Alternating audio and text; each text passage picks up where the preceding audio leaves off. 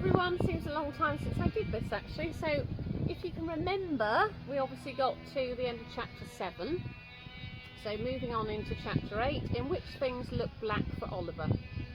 "Did you nark on us?" snarled Bill Sikes, pushing his scarred head close to Oliver's. "Did you go gabbing to your high and mighty friends about us?" "No sir, truly," gasped Oliver, gibbering with terror. "Because if you did, I'll fix it so you never speak another word to nobody. Never. Understand?"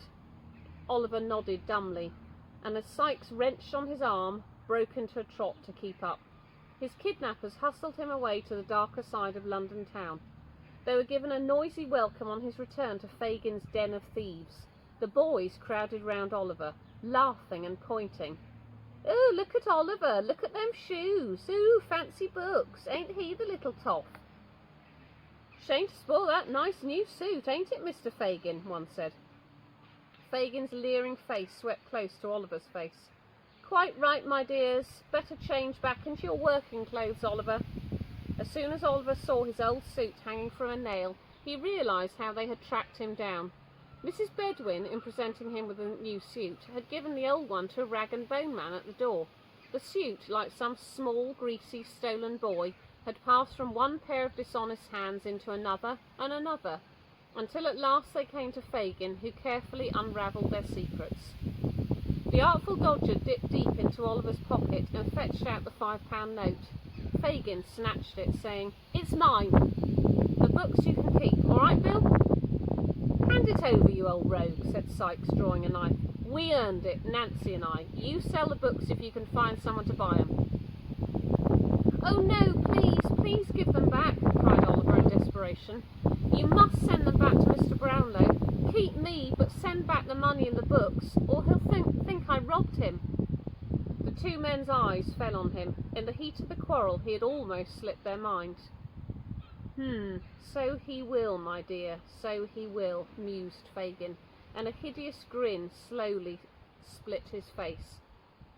"How very well things are turning out," he said. In spite of her part in recapturing Oliver, Nancy seemed the only one with any pity for his plight. "Lord forgive me, what have I done?" she said. She was very pale and her eyes were very bright. "I've robbed for you, Fagin, since I was younger than Oliver here. I've done whatever I've had to do to survive.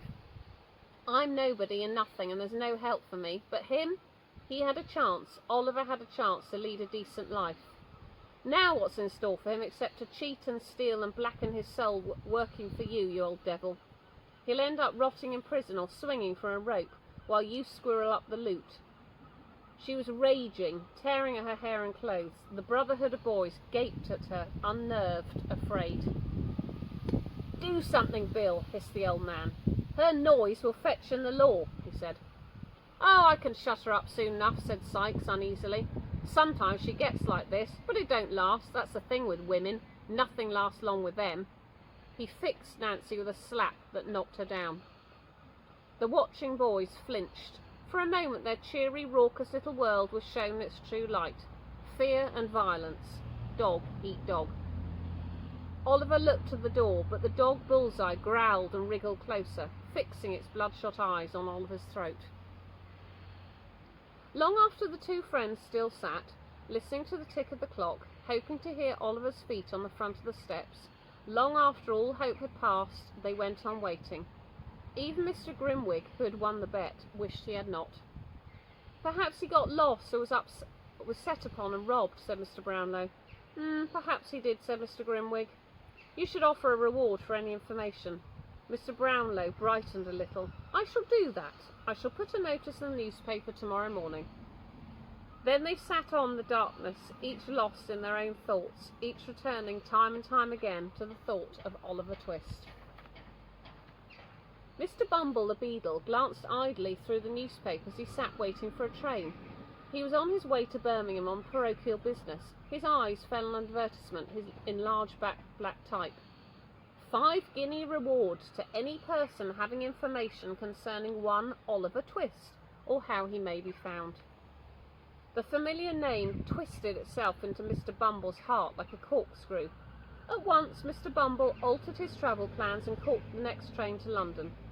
By evening he was in Pentonville. "Oh, I knew there'd be news of him. I knew it," declared Mrs. Bedwin, hurrying him into the house. "Bless his heart, I said so all along." Mr. Bumble was ushered into the parlour, where Mr. Brownlow and Mr. Grimwig showered him with questions. Mr. Bumble's chest swelled with self-importance. He laid his tricorn hat on the table and perched very upright on the edge of his chair. "I know the boy's history from the day of his birth until he deserted his duties and ran off to London, and every minute of it was filled with villainy and deceit." Then, settling himself like a chicken onto her eggs, the beadle began to tell the story he was sure Mr. Brownlow wanted to hear. It was a story of a thieving, lazy, spiteful boy, born of vicious common parents, a boy who would rather brawl and cheat than do an honest day's work. It was the story of a sly boy who used his innocent good looks to worm his way into kindly hearts, only to trick and deceive them. In short, there never was such an ungrateful, dishonest, peevish, unpleasant child in the history of the world, declared Mr. Bumble, folding his hands around his staff of office and smiling grimly. For a long time Mr. Brownlow did not speak or stir. Then he counted out 5 golden guineas into the beadle's hand. "I'm grateful to you, sir. The reward is yours," he said, "though I would gladly have paid you 3 times as much to hear you speak well of the boy." "Oh," said Mr. Bumble, wishing he had known this before. Sadly, it was too late to unsay the lies he had just told. And that's the end of the chapter, and I will see you next time.